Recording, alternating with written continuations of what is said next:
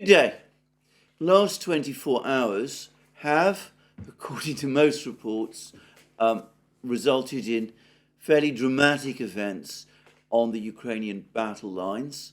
And I should say straight away that, again, the aggregate of these reports points to a rapidly deteriorating situation for Ukraine, especially in the central battlefields. The area around Avdeyevka, Bakhmut, Krasnogorovka, the town of Krasnogorovka, where the Russians appear to be launching another assault, with uncertainties as to what exactly is going on in the south, in Zaporozhye region, and a quiet period in the north, in Kupiansk and Liman. But it's the events in central part of the battlefronts which I'm going to focus on first. Now, there's been a cascade of reports from various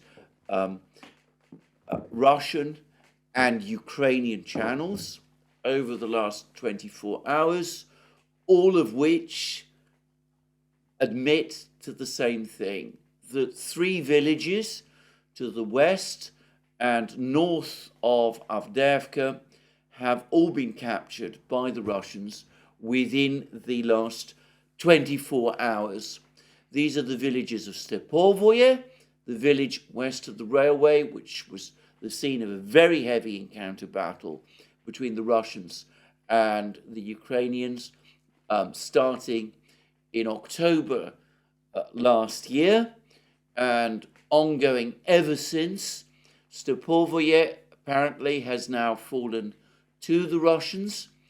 Lastochkino has also supposedly fallen to the Russians, and Severnaya, the other place, the place which the Russians attacked from the southwest, that too supposedly has fallen to the Russians, all within the space of 24 hours. When I say fallen, it seems that the Russians had at least entered Severnaya several days before, but now they are supposedly, according to these reports, in full control of Severnaya.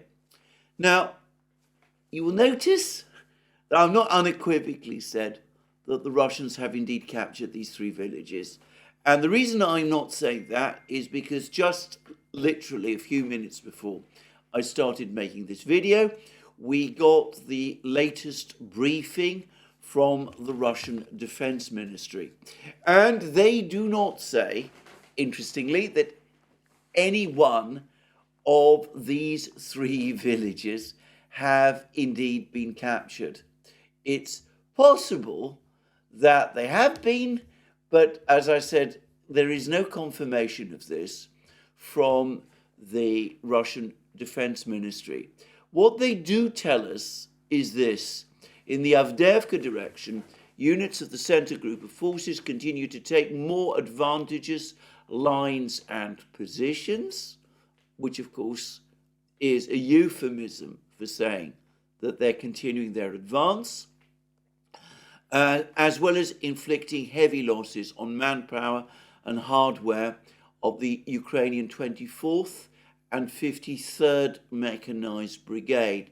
Now, the 53rd Mechanized Brigade is the one that was located west of Avdeyevka and in a place controlling the defenses around a place called Torninka.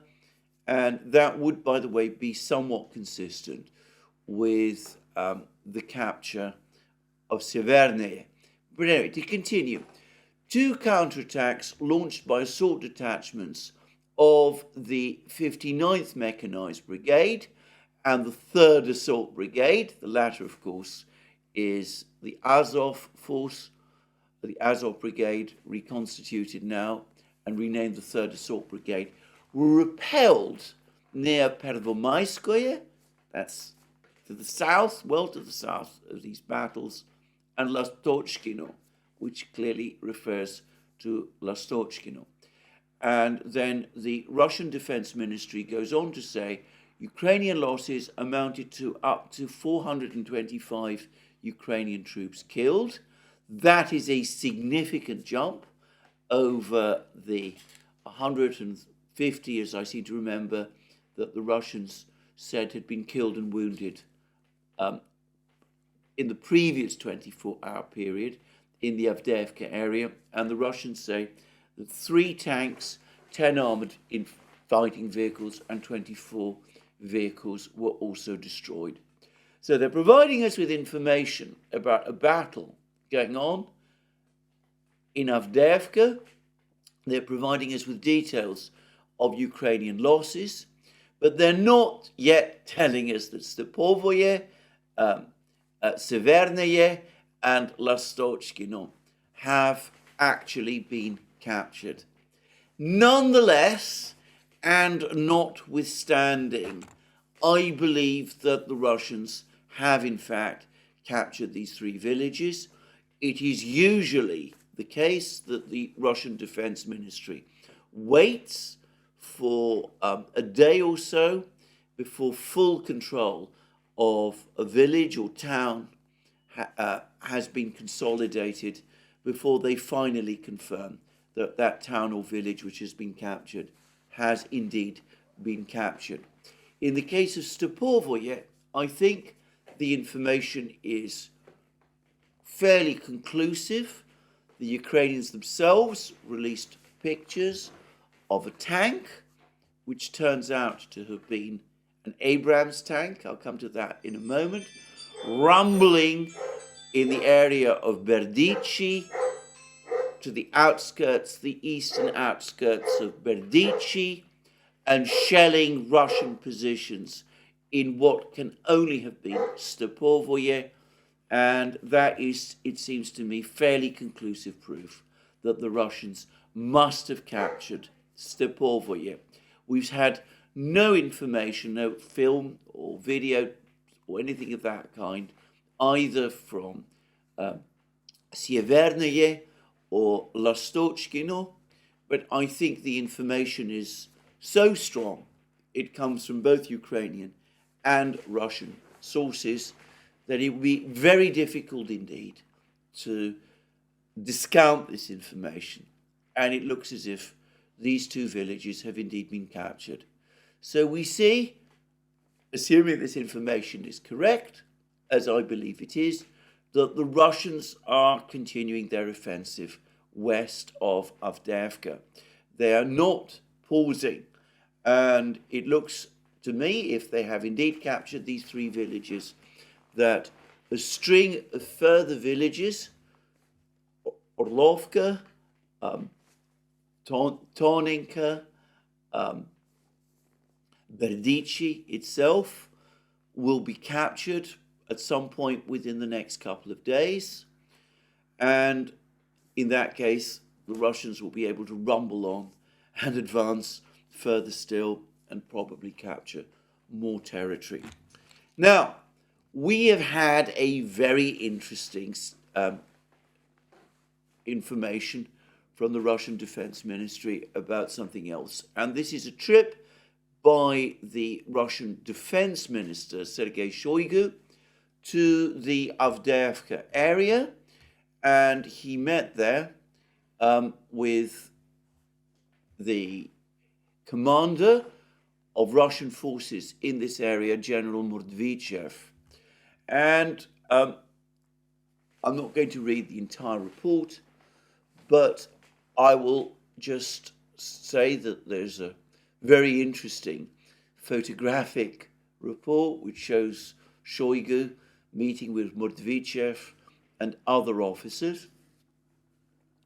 And we read things like this. Center Group of Forces Commander, General Mordvichev, reported to Defense Minister Shoigu that during the operation to liberate Avdeyevka, the enemy was pushed back 10 kilometers away from its previous positions. The Russian troops continue advancing in all directions. During the briefing, Sergei Shoigu pointed out the need to provide the group with everything necessary to perform tasks successfully. General Mordvichev reported to Shoigu that despite whining from the Kiev regime about the acute shortage of artillery ammunition, the intensity of Ukrainian artillery has not decreased, and the head of the Russian military department, I presume that is a reference to Shoigu, noted the role of drones during the special military operation and added that the supply of fresh drones to the troops is planned, which are controlled using AI technologies, increasing the effectiveness of their use. And there's a lot of discussion about drones and about the way in which they're important for reconnaissance as well as strikes. There's talk about a new reconnaissance drone called the Orlan 30. And Mordvichev discussed how new formations to control drones have been created. And then there is a further report that Mordvichev and the other officers have reported to Shoigu on the mass surrender of Ukrainian servicemen in Avdeyevka, and we have already captured about 200 prisoners after the sweep, and according to gathered information, we plan to capture about 100 more prisoners in the coming days. So, and then there are some rather negative comments about the poor cross-country capabilities of the Western-supplied military equipment with which Ukraine has been fighting. Now, a few points to make about all of this. Firstly, as I said, we've had confirmation from the pictures that we've seen that Abrams tanks have indeed entered the battle. There's reports which show at least one engineering vehicle that based on the Abrams, which was used in the fighting and which the Russians appear to have destroyed. There's some reports that the Abrams tank that was seen, filmed, firing at the Russians in Stepovoye has also been destroyed, but I've seen no confirmation of this. And notice that in its very latest report, the Russian Defense Ministry makes no such claim about destroyed Abrams tanks. So I would discount that myself. But it does look as if the Abrams are now finally being brought and are appearing on the battlefield. And interestingly, apparently operated by men of the 47th Mechanized Brigade. They appear to have given up their Leopard 2s to other Ukrainian units and received Abrams tanks in their place, which is interesting. Anyway, but we see that Mordvichev and Shoigu are confirming to each other that the offensive, the Russian offensive west of Avdeyevka is continuing. There's other reports which say that it wasn't just Shoigu who visited and went to meet Mordvichev, but that Gerasimov, the chief of the general staff, who's the overall military commander of operations in the zone of the special military operation, that he met with Mordvichev also, and it does seem as if the Russians are intent on capitalizing on their capture of Avdeyevka and pushing west. And we've seen also that there are now reports which look to be very reliable that three important villages, Sieverneye, Lastochkino, and Stepovoye, have been captured by the Russians, and more villages are likely to fall over the next few days. And supposedly the Ukrainians are trying to create hurriedly a line of defenses along some water barriers a little further west, but it doesn't look as these defenses are very strong, and it's likely also that the Russians will break through these defences, and perhaps they'll push on. Well, we'll see in which direction.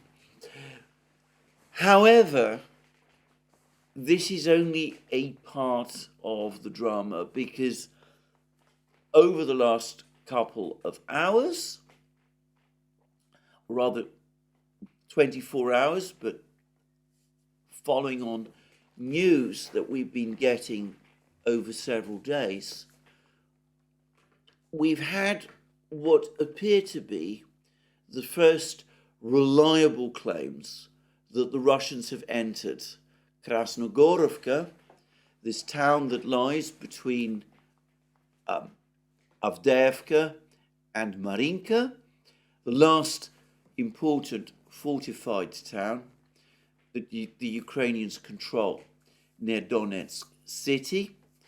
And there are reports that they are attacking Krasnogorovka from two directions. One is from the south, from the area of Marinka, and it is starting to look as if the capture of Pobieda was intended to cover a northward advance by the Russians towards Krasnogorovka. And it seems that the Russians are also preparing to move towards Krasnogorovka from the east through a village called Nivolska, which they've been bombing heavily and which they're likely to attack at some point within the next couple of days. And it could be, again, that the Russians, once they've captured Nivolska, will want to advance into Krasnogorovka as well.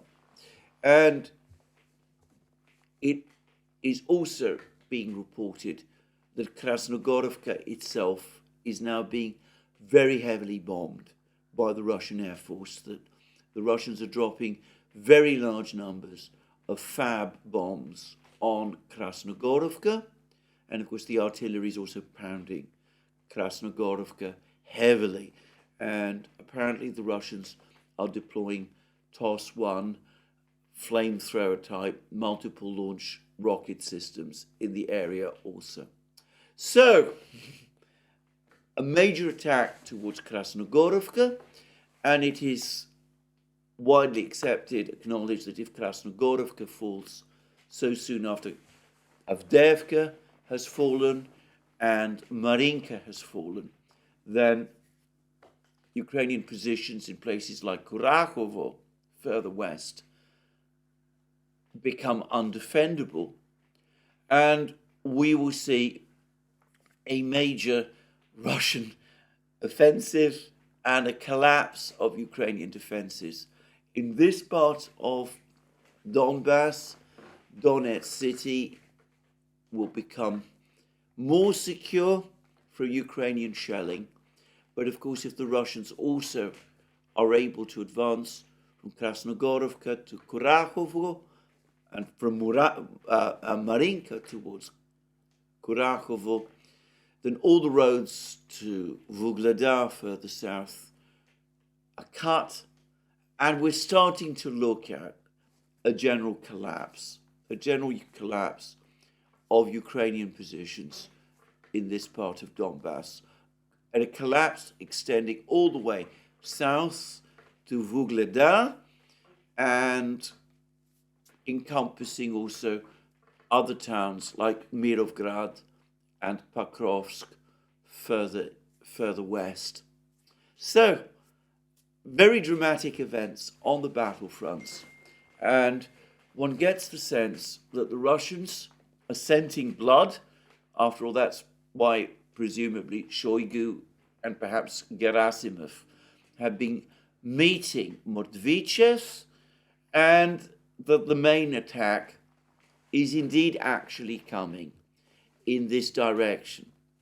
And it also looks as if the fighting a little further north of Avdeyevka in Bakhmut is also intensifying as well.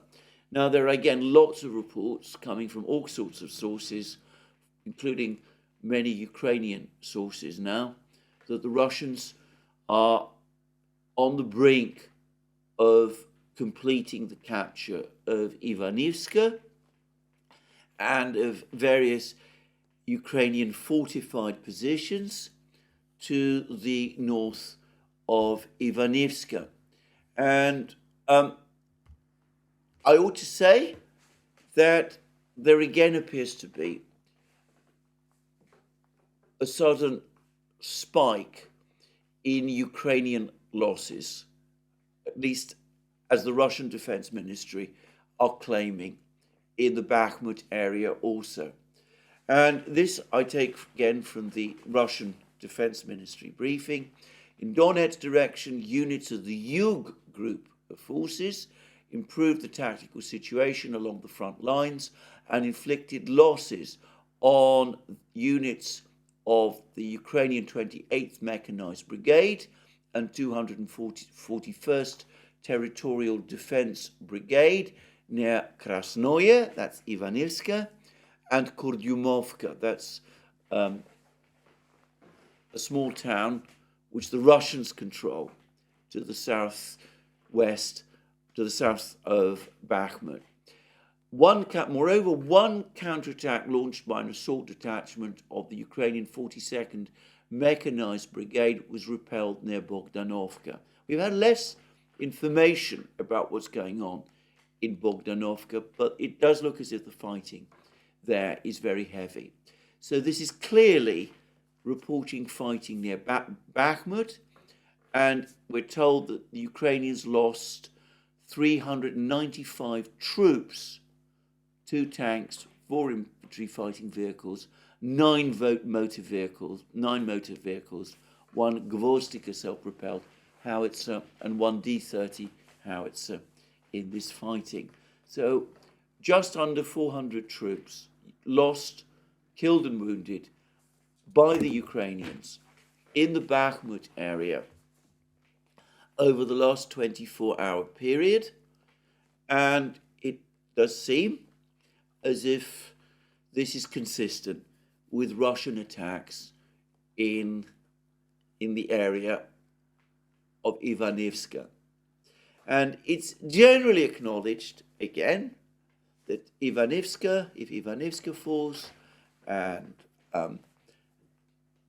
the fortified positions that the Ukrainians have immediately to the north of it are also captured by the Russians, which presumably they will be before long, then Ukrainian attempts by the Ukrainians to defend positions in Klishevka and Avdeyevka further south, that line of defense will become untenable. In fact, such Ukrainian troops as there are there risk being cut off. But more importantly, the area of Chasov Yar, east of the Chasov Yar Canal, will also become undefendable as well. And of course, if it collapses, Ukrainian defenses in Bogdanovka also collapse. The Russians are then able to complete the capture of Bogdanovka.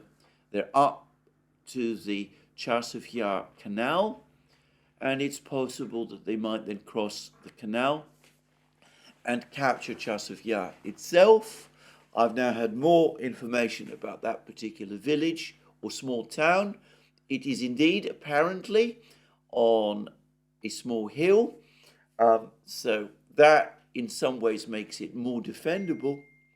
But it seems that the buildings there in Chasov Yar are not of the kind that would make strong defensive positions. Ukrainian soldiers who in the past have said that Chasov Yar is effectively undefendable against a sustained attack are almost certainly right. And if Chasov Yar falls, the way is open to the town of Konstantinovka further west. Konstantinovka, probably a more difficult place to capture than Chasov Yar. It's more heavily, it's a bigger place, more heavily built up, but nonetheless, it would start to look vulnerable, and of course, beyond Chasiv Yar lies Kramatorsk. Now, it looks to me as if much of the speculation about a Russian offensive in the Kupiansk area, which is for the moment extremely quiet, might be wrong. It could be that the Russians engage in a lot of activity in the Kupiansk area to draw Ukrainian reserves there, away from the main battlefronts. The indications are that for the moment, the major Russian advance is in the central part of Donbass, in the Bakhmut, Avdeyevka areas, the Marinka area, against places like Krasnogorovka and places like this. And of course, if the Russians do break through, if they are able to launch a big offensive in this area, then the way opens up to the Dnieper, and then things for the Ukrainians become critical as well. Now, just to round up what's going on the battlefronts, there's also claims, again, lots of claims, very conflicting and contradictory claims about what is going on in the Zaporozhye area, around Rabotino, Verbovoye. Again, there's general acknowledgement that the Russians have managed to gain control of most of the ground that the Ukrainians captured between Rabotino and Verbovoye in the late summer and early autumn. But there's also contradictory reports about what's happening within Rabotino itself. I read another report this morning that the Russians are well inside this small village and that the Ukrainians are only just able to cling on. Other reports suggest that the Russians have not actually entered Rabotino, that their plans are to capture the ground to the east of Rabotino and attack it from all directions, in effect. I'm not going to try and speculate. I don't know what the facts are. But again, this does not look like a huge offensive by the Russians to me. So that is the situation on the battlefront. Ukraine continuing to be ground down, experiencing extremely heavy losses all across the battlefronts. Very heavy losses in the Avdeyevka area, as I said, according to the Russians, 425 Ukrainian troops killed and wounded. And it's important to stress these are figures for killed and wounded Ukrainian soldiers. They do not include, therefore, the 200 Ukrainian soldiers who Medvedev told Shoigu have been taken prisoner. And according to Medvedev, there are believed to be still around 100 Ukrainian soldiers hiding in Avdeyevka, but they're clearly being hunted down and will be captured, killed or wounded over the course of the next few days. But clearly, these 425 Ukrainian soldiers killed in this battle, killed or wounded in this battle in the Avdeyevka area, that's a consequence of the continued Russian advances, the ones which have almost certainly now resulted in the capture of Stepovoye, Severnaya, and Lastochkino over the last 24 hours, with the Russians, as Medvedev said, advancing in all directions, pushing forward and pushing hard. And this new battle against Krasnogorovka now having been started by the Russians. Let me make, again, a further point. The attack on Krasnogorovka, which, just like the offensive that the Russians began against Avdeyevka in October, seems to have been unexpected by the Ukrainians. The Ukrainians don't seem to have been ready for this attack on Krasnogorovka.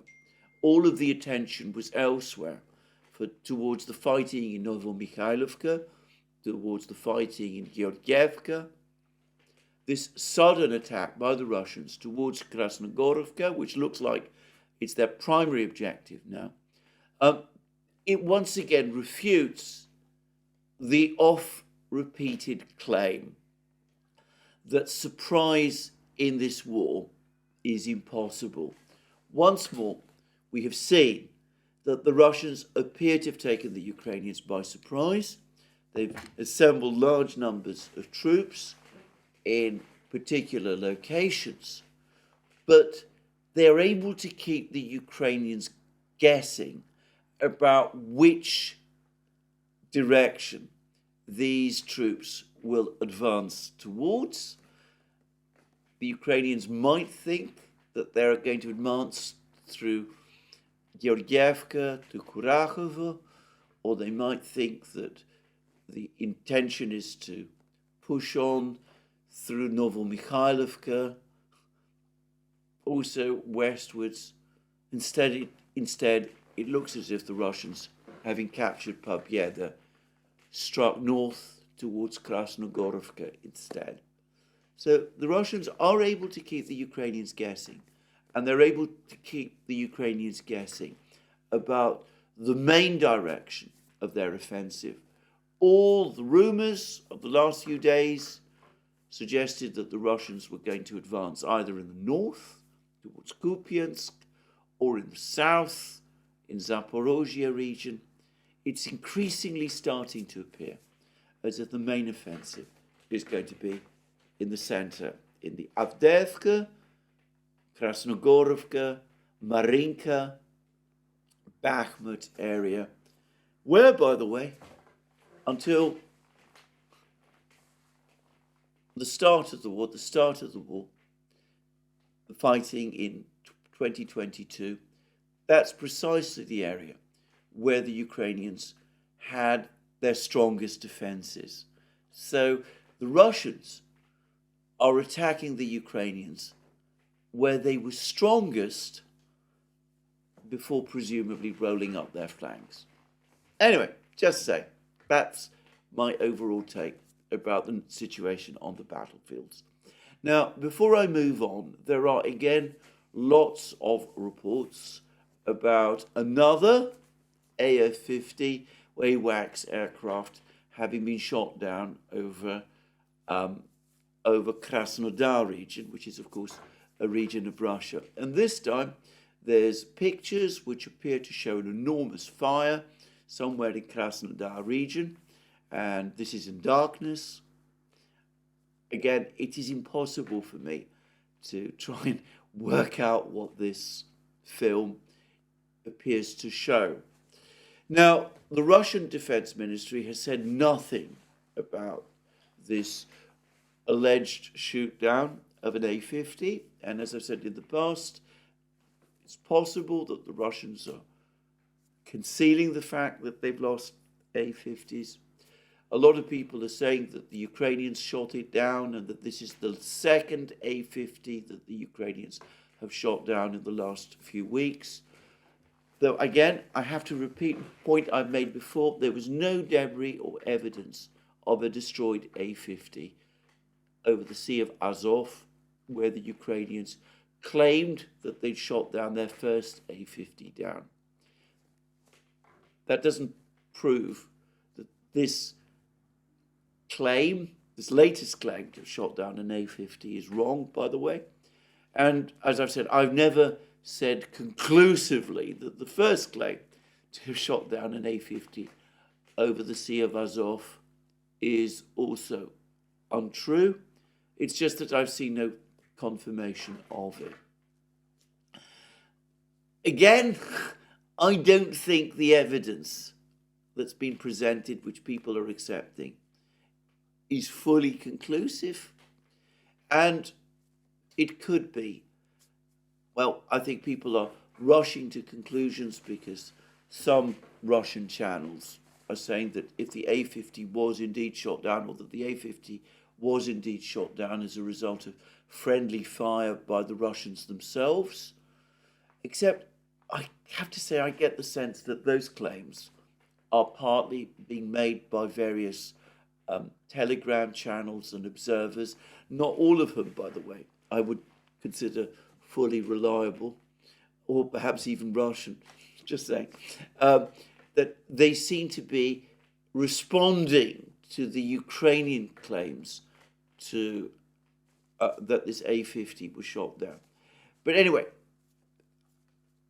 I'm not going to say one way or the other what has happened, because I simply do not know.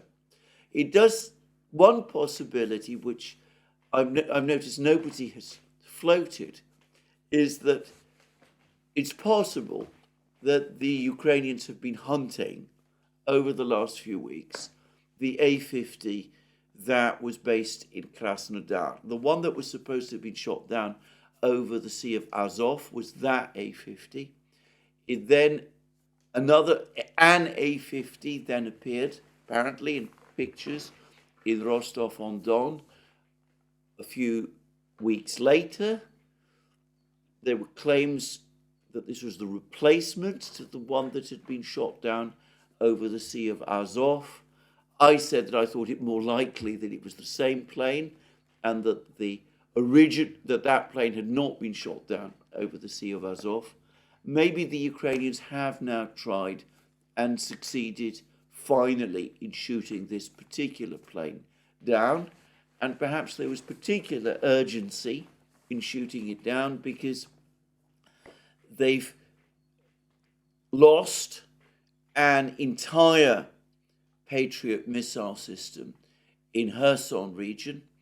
The Russian Defense Ministry has confirmed that the entire system, including its radar and all the supporting vehicles, was destroyed in Kherson region. And in order to provide presentational balance, it was necessary especially to shoot down an AWACS aircraft. And perhaps heavy work was done to try and shoot down this particular AWACS aircraft, which might have been causing the Ukrainians a lot of problems in this area.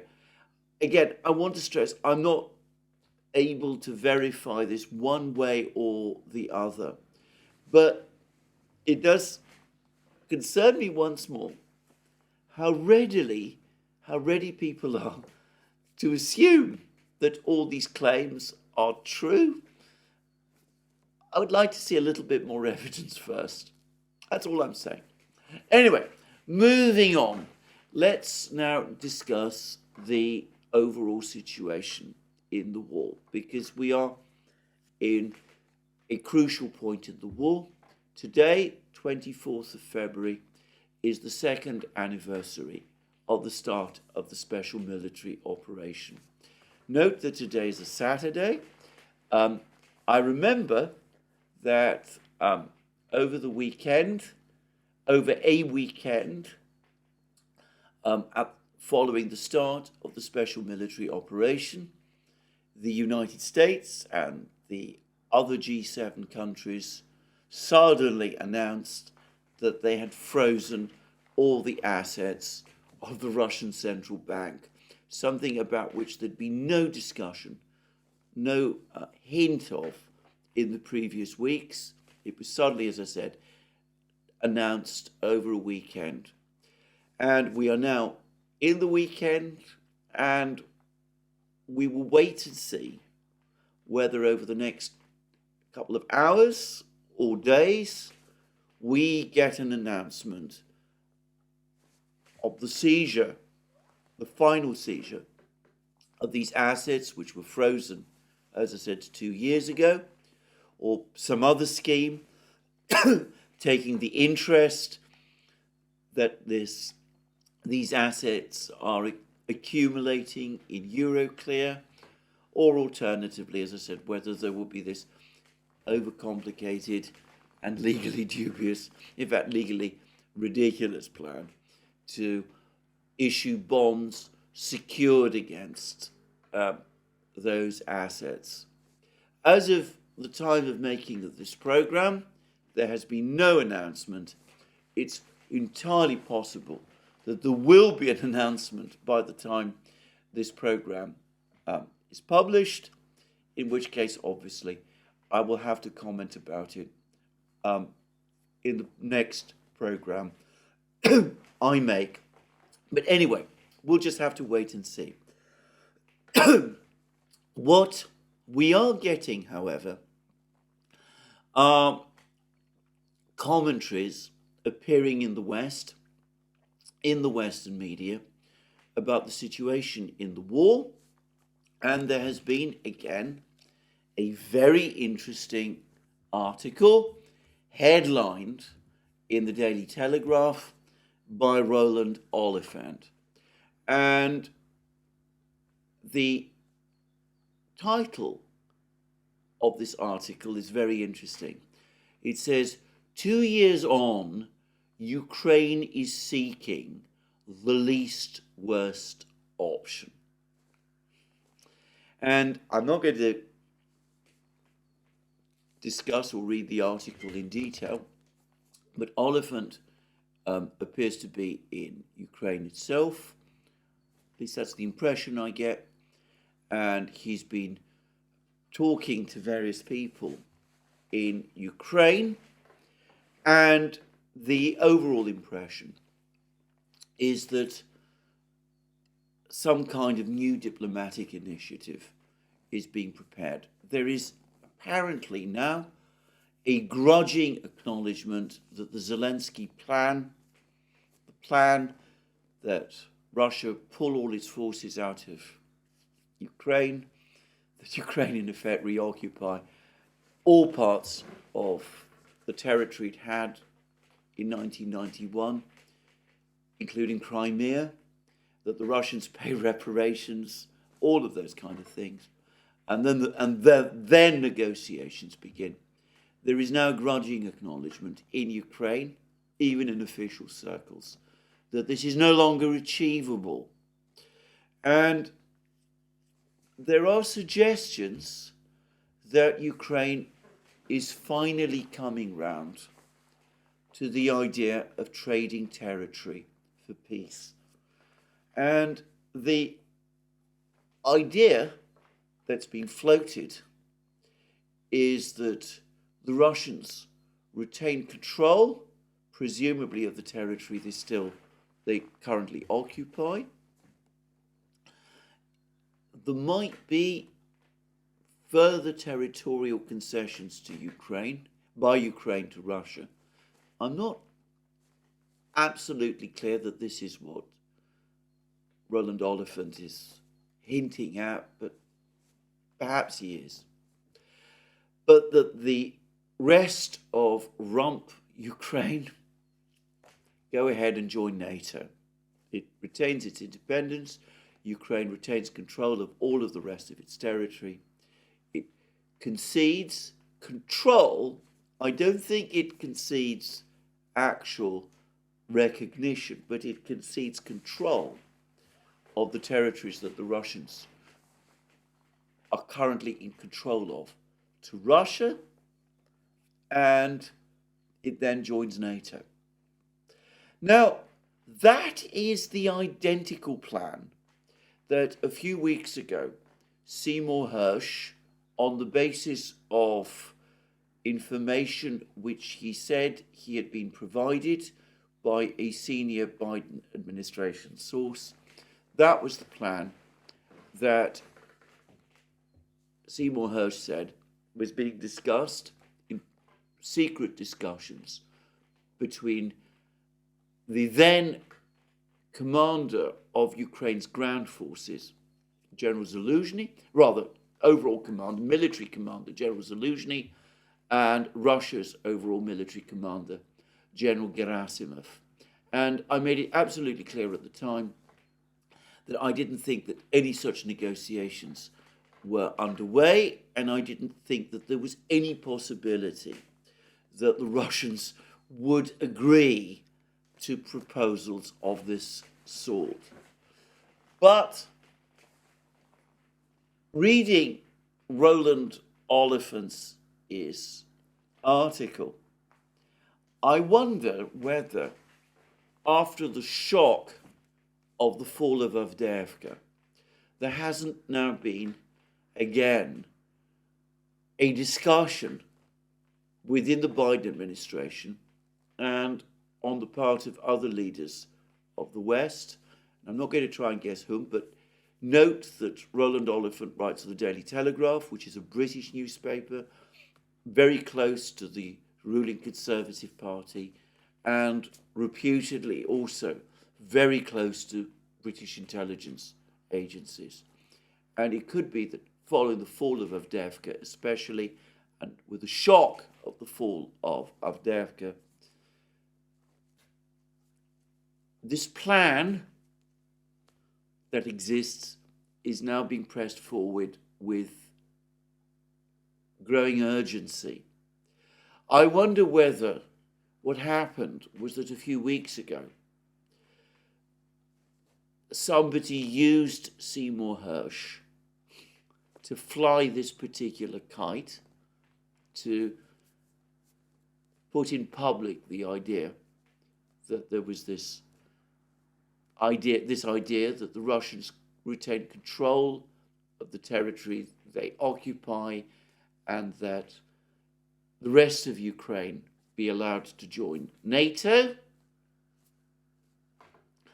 And now that Avdeyevka has fallen, this plan is now being dusted off and pushed forward with renewed energy, perhaps overriding any continued residual opposition that there might be from President Zelensky himself. And I've mentioned that one other factor which might be driving these concerns is that there are growing signs that within the Ukrainian army there is growing disaffection and concern about the war. The one Ukrainian brigade, appears the soldiers of that brigade have actually issued a statement saying that they're exhausted, that they've suffered immense losses, that their conditions are terrible, and that they want the war to end. And if that involves an agreement with Russia, then so be it. And of course, Roland Oliphant himself met a Ukrainian soldier who essentially told him the same thing. I discussed that in my program yesterday. So perhaps, as I said, the sense that things on the battlefronts are going very badly for Ukraine, well, maybe this is what's causing this proposal to be dusted off and now floated publicly. Now, I have to say there is absolutely no chance, in my opinion, that the Russians will accept it. And perhaps it is not a coincidence that Russia's formidable ambassador to the UN, Vasily Nebenzia, appears to have shot this very idea down. And this is what TASS reports him to have said. It is still possible to preserve Ukraine in a certain way, but it shall become neutral for that, Russia's permanent representative to the UN, Vasily Nebenzia, said at the Security Council's meeting. And this is a meeting of the Security Council to discuss the situation in Ukraine. And TASS reports Nebenzia as having said the following: I would like to stress it is still possible to preserve Ukraine in a certain form, but it must be peaceful, neutral Ukraine, without discrimination and Russophobia, where Nazi criminals are not made heroes, and which does not pose a threat to Russia. Goals of our special military operation are aimed exactly at achieving these objectives. Any conflict ends sooner or later. We are confident the same will be with the conflict in Ukraine.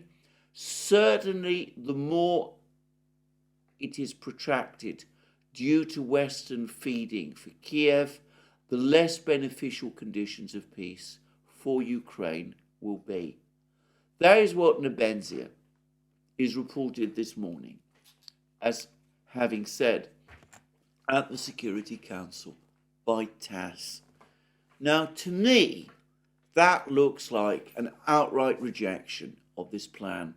In other words, it suggests to me that someone at some level has put these ideas to the Russians. You hold on to what you have. Perhaps we'll give you a little more. I'll come to that shortly. And, well, as for the rest of Ukraine, you can forget it. You can just go ahead and join NATO. And Nebenzia, speaking for the Russian government, is saying, no, the only way Ukraine can survive in a certain form is if it becomes peaceful and neutral. In other words, it cannot join NATO. That is absolutely ruled out. And he says that there must be no discrimination, no Russophobia. People like Stepan Bandera and all of these pictures and monuments to them must be taken down. And just take a step back and think further about what Nebenzia is saying, because he says it is still possible to preserve Ukraine in a certain form. It is still possible to preserve Ukraine in a certain form. So Ukraine, it's still possible that Ukraine can survive, though it will have to accept significant losses of territory, and it will also have to change significantly its political character. But when he uses words, and remember he is a diplomat and an exceptionally well-trained diplomat, when he uses words like it is still possible to preserve Ukraine, he is hinting that at some point it will no longer be possible, and that if the war continues, the point will eventually come where Ukraine cannot be preserved at all. So that's what Nebenzia said. Now, as we know, Dmitry Medvedev, the most outspoken personality on Ukrainian issues at the senior level of the Russian government, has recently also taken to publishing all sorts of extremely strong statements. He also has at various times made clear that for the Russians, regime change in Ukraine is now both a necessity to end the war and in effect an objective. He's recently spoken about the fact that the Russians may need to return to Kiev. Putin himself hinted at that very fact way back in the summer. So we're starting to look, or so it seems to me, at a situation where Medvedev's recent statements were also intended to respond to some kind of proposal that might have been conveyed to the Russians and which they have in effect shot down, with Nebenzia's comments at the UN Security Council making the categorical rejection by the Russians of this new idea absolute, that Ukraine be allowed to join NATO, but with the Russians remaining in control of the eastern territories, what Roland Oliphant says is the West German option. Anyway, the Russians are making it absolutely clear that this option is unacceptable to them. Now, I ought to say that the war is not finished. There are, however, a lot of reports about plans that the Ukrainians might have and about what the Russians may be intending to do. And I've received again information from that invaluable source I have. Again, I'm not going to say anything about this person. All I will say is that the ultimate origin point of his information appear to be discussions that are taking place amongst staff who work for the Russian parliament, the Duma. I'm not going to say what I think about how he's come across this information.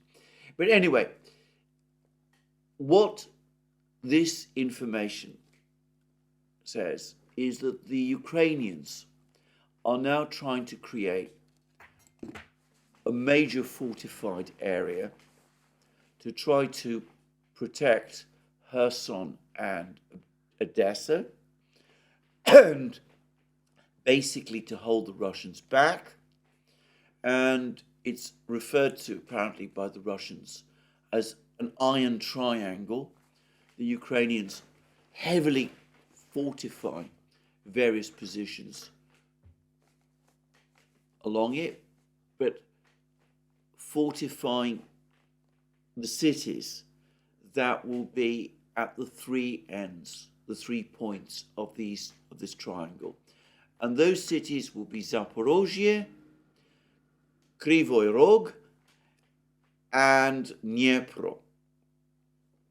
Three cities that are strung along the Dnieper.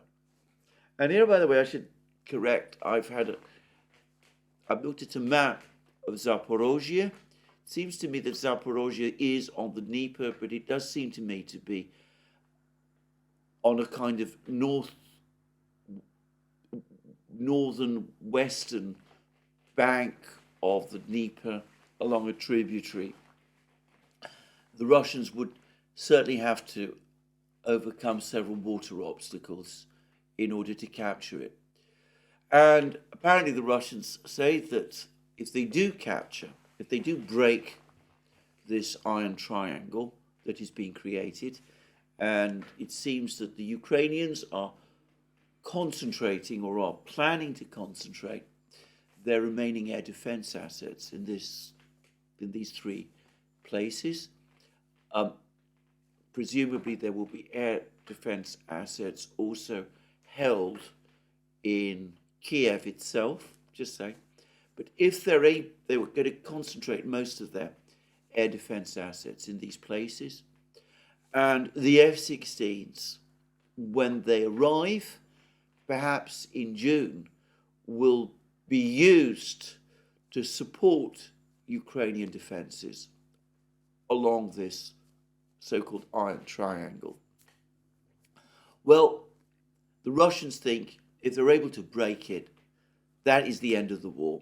That is the last possible defense line that the Ukrainians would have. And it seems to me that this is a defense line which essentially would lie across the Dnieper. It would be on the other side of the Dnieper. And it would imply Ukrainian abandonment of Donbass, of Zaporozhye and Kherson region, east and south of the Dnieper, and ultimately of Kharkiv region itself.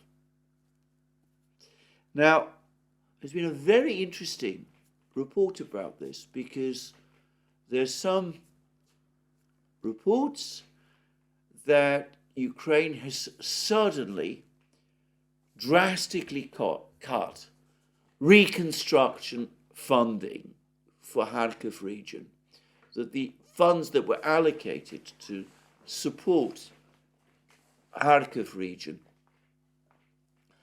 have been reduced to virtually nothing, and some are suggesting that this is preparatory to a Ukrainian retreat from Kharkiv over the course of this year. And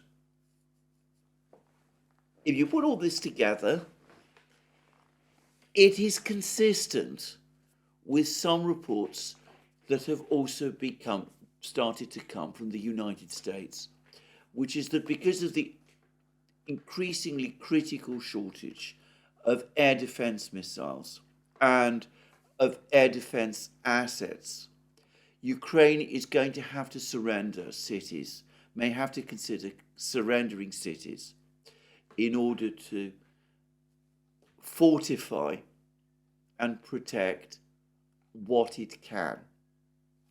And in effect, this is beginning to look a little bit like the long-term plan, the plan that I was discussing some programs ago, of fighting retreat to the Dnieper, in Kharkiv, and in these other places, and a retreat to fortified lines with, as I said, this iron triangle being created: Kryvyi Rog, Zaporozhye, and Dnieper. Well, is this all achievable? Is it realistic? Now, I'm going to say straight away, if it is the intention that the Ukrainians themselves will hold this line, I don't think they can indefinitely.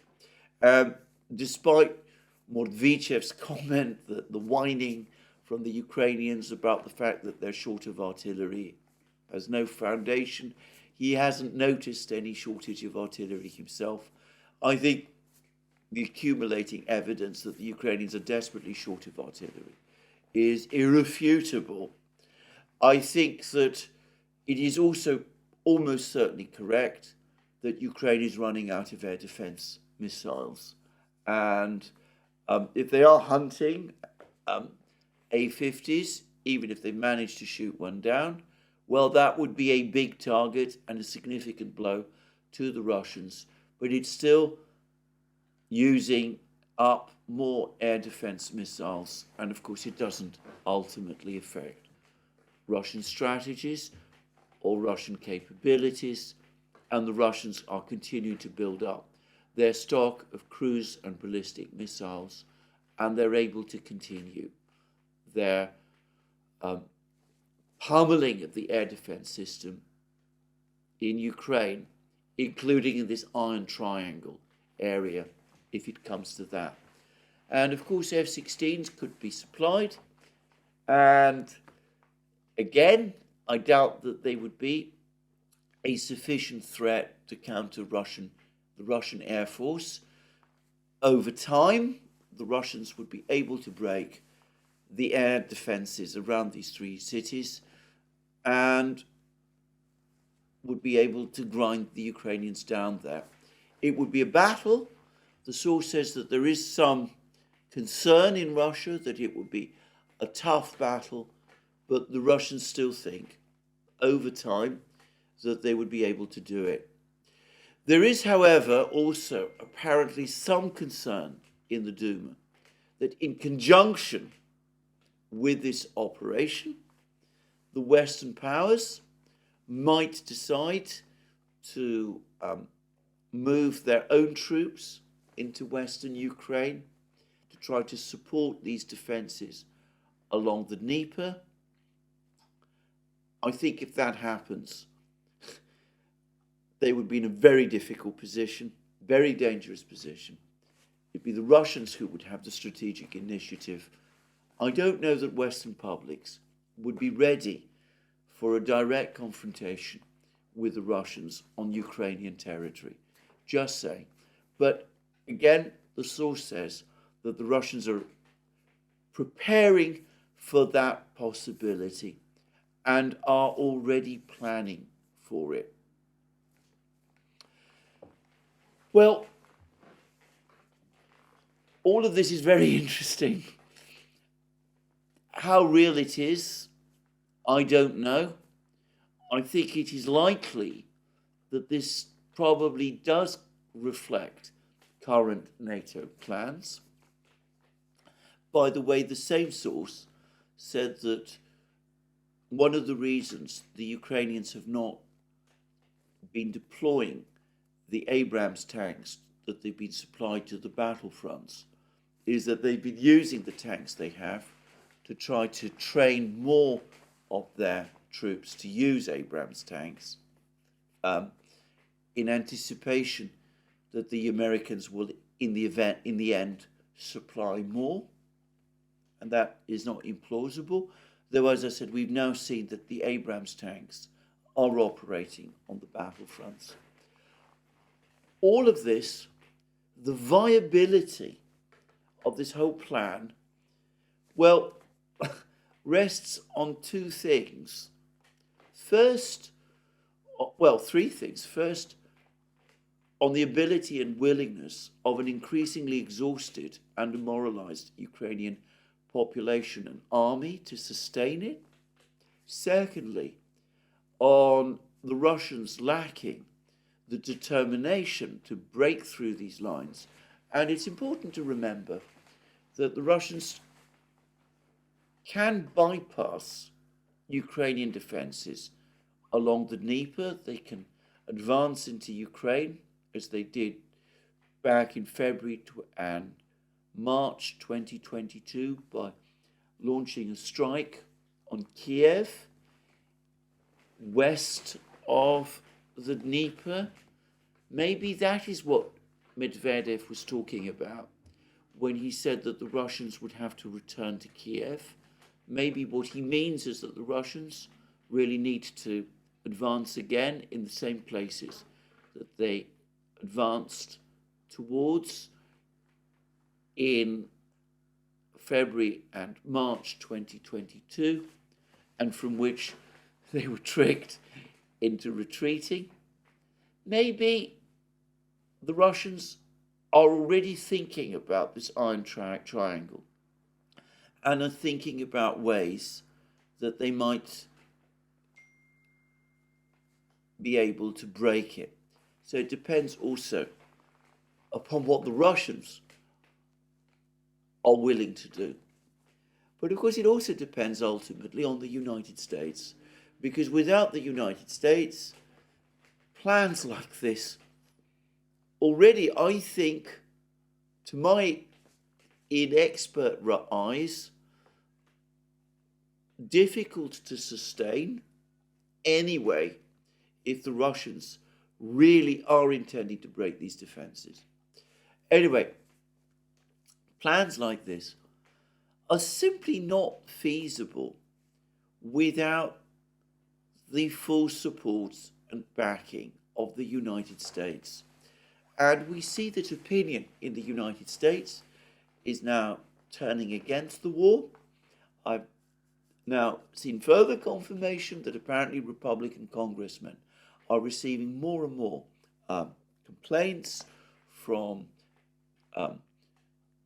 their Republican voters that they do not want to see funding for Ukraine to continue. The House of Representatives, for the moment, seems to be very resistant, at least the Republicans in the House of Representatives seem very resistant to authorizing this further funding. But I wonder whether that is what this funding is actually for.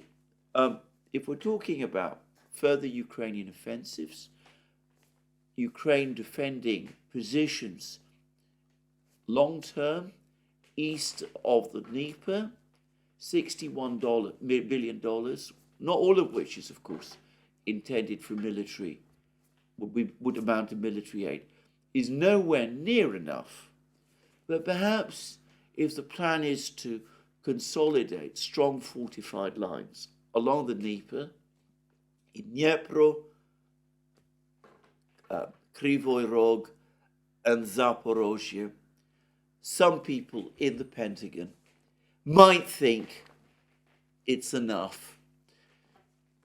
And maybe the further idea is that this also fits in with the diplomatic plan. Essentially tell the Russians, we understand that you will gain control of the entire territory of Ukraine, east of the Dnieper, but we will hold on to the west. Ukraine there will continue, and it will join NATO. Something which, as I said, Nebenzia in the UN has now clearly shot down. Well, again, there are lots of imponderables here, and I don't know what kind of debates are really happening within the United States. As I said, I don't think any of this is remotely realistic in diplomatic terms. It would make sense, perhaps militarily, to engage in some kind of fighting retreat to the Dnieper. I've discussed this before. Try and build fortified lines there. Try to negotiate with the Russians. But I'm going to come back to what that source that I discussed with some time ago said, and the point that I've already made myself. Firstly, in the long term, this is not, it seems to me, a fully defendable barrier. It would be a difficult barrier, a difficult defense line for the Russians to break. But unless the West became directly involved in trying to defend it, I have no doubt that they will eventually break it. It's taken them more than 2 years to break the Ukrainian defense lines in Donbass, but they now seem to be close to doing that. The defense line that is being created along the Dnieper will not be as strong, it seems to me, as the defense line in the Donbass that the Russians are now in the process of breaking down. And going further into this, I have already discussed in many programs, though I doubt that this is well understood in the United States or in the West, that if you know anything about economic geography, you would know that the Dnieper might, for a time, work as a defense line. It is not a viable border. The cost of trying to sustain a Ukrainian state west of the Dnieper would be prohibitive. It would not be a logical or viable economic entity. Perhaps Western Ukraine, Galicia, might become so, but the central regions of Ukraine would struggle in this kind of environment. Just saying. Anyway, we will see how these plans develop. But it does seem to me that with the fall of Avdeyevka, with the likely imminent fall of Krasnogorovka, with the Russians focusing on Chasiv Yar, the probability is that over the course of the spring and summer, we're going to see a major Russian offensive intended to push towards the Dnieper. Once the Dnieper is reached, it will become impossible, or so it seems to me, for Ukraine to maintain its defenses in any part of Ukraine east of the Dnieper. There would probably be heavy fighting, but it's likely that the very powerful forces that the Russians are assembling around Kharkiv's region, and which at the moment have stood down and appear to be standing idle, will at some point be activated.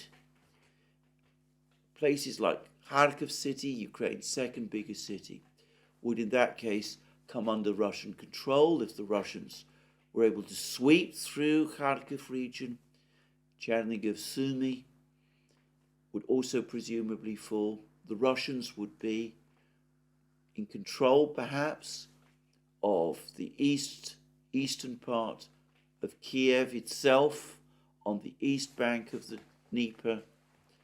Kiev itself would become a frontline city. Anyway, it would be a very difficult position.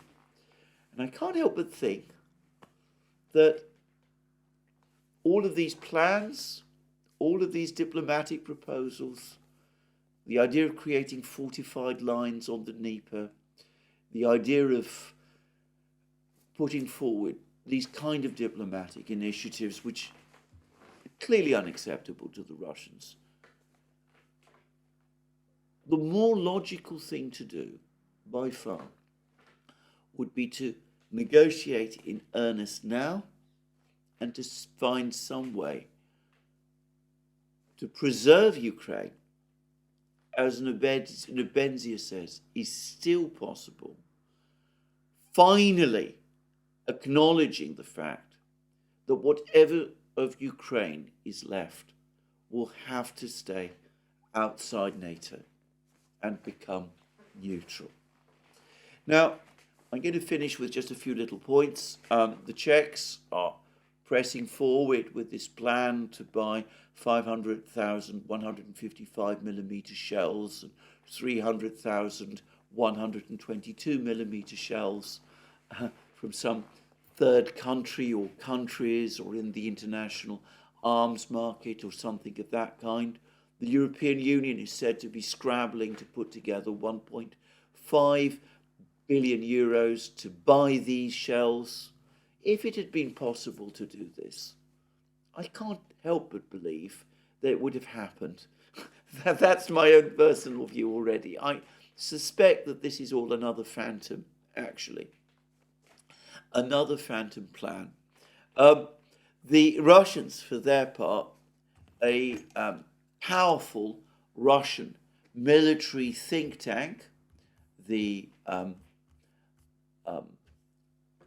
if I can, a powerful Russian military think tank, the Academy of Missile and Artillery Sciences, has done a huge study about the Ukrainian summer offensive.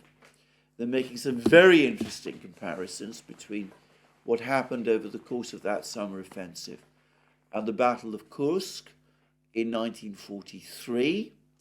They point out that the total number of forces that Ukrainians committed to the battle were around 360,000, 360 to 400,000. They point out that that compares with around 700,000 that the Germans committed to the Battle of Kursk. But they also say that in terms of armour, the amount of armour used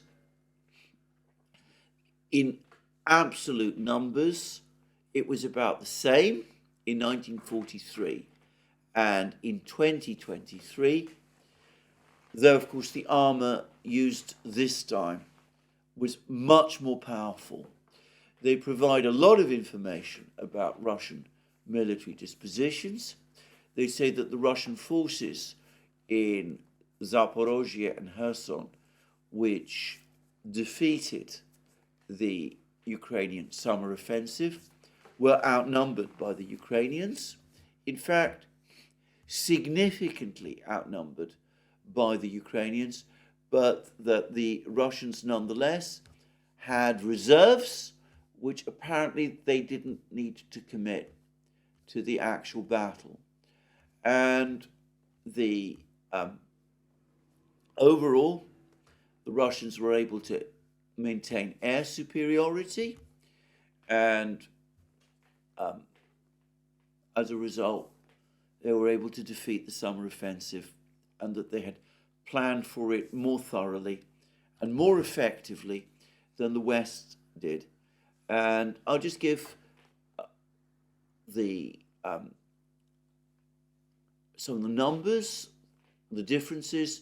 The Russians say that the Ukrainians outnumbered them 1.5 times in manpower, 1.2 times in armor, 1.3 times in artillery in major directions, not across the entire front line, but in the places where they were attacking. And the study, which goes into the whole summer offensive in immense detail, goes on to say that in terms of its political consequences, the effect was similar to the Russian victory in 1943 in Kursk. Well, there we go. I mean, I'm not a military historian. I just throw all this up. It's an interesting study, perhaps repays some reading about the political effects. I would tend to agree. Anyway, there we are, a situation where the Russians are now well advancing fast. It appears that the battle for the Dnieper is not yet upon us, but perhaps it is looming on the time horizon, with perhaps a possibility that the Russians might reach the Dnieper finally sometime in the summer, autumn, in which case, based on the diplomatic moves and counter moves, it is likely that a new phase of the war will then begin. That's me for today. More from me soon. I want to thank you all for joining me again. Just to remind you once more that you can find all our programs on our various platforms, Locals, Rumble, and X. You can also support our work via Patreon and Subscribestar, links under this video. Don't forget to check out our shop, get yourself the amazing things that are there, magic mugs, hats, hoodies, t-shirts, sweatshirts, all those great things. And last but not least, if you've liked this video, please remember to tick the like button and to check your subscription to this channel. That's me for today. More from me soon. Have a very good day.